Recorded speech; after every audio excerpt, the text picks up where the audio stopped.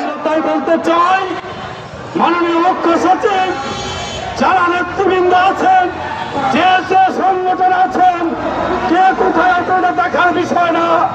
আমার পেটের দাবিতে, আউটসোর্সিং বাতিলের দাবিতে, রেশনিং ব্যবস্থার চালু দাবিতে, পোশাকের টাকা বেতনের সাথে দেওয়ার দাবিতে যে কর্মসূচি আজকে ঘোষণা হবে, আমরা সবাই জীবন দিয়ে হলেও এই কর্মসূচি আদায় করে ছাড়বই।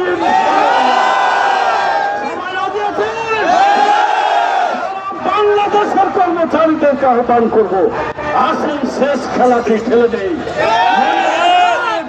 কর্মচারীদের মূল্যায়ন করে না, করতে বাধ্য হবে। আমি আমার বক্তব্য দীর্ঘায়িত না করে, আপনারা দীর্ঘক্ষণ সময় দিয়েছেন, আপনাদেরকে আন্তরিক ধন্যবাদ। মিডিয়া ভাইদেরকে, আইন শৃঙ্খলা ভাইদেরকে, বিভিন্ন জায়গায় নেতৃবৃন্দ এসেছেন, অনেকে বক্তব্য দিতে পারেন নাই, বিদায় রাগ করবেন না। আপনারা জানেন আপনাদের নিজের দাবি, আমার পেটের ক্ষুধার দাবি, বক্তব্যের চেয়ে আমার কাজে বেশি বিশ্বাসী করতে হবে। সবাইকে আন্তরিক ধন্যবাদ জানিয়ে আমি আমার বক্তব্য এখানে শেষ করছি। খোদা হাফেজ।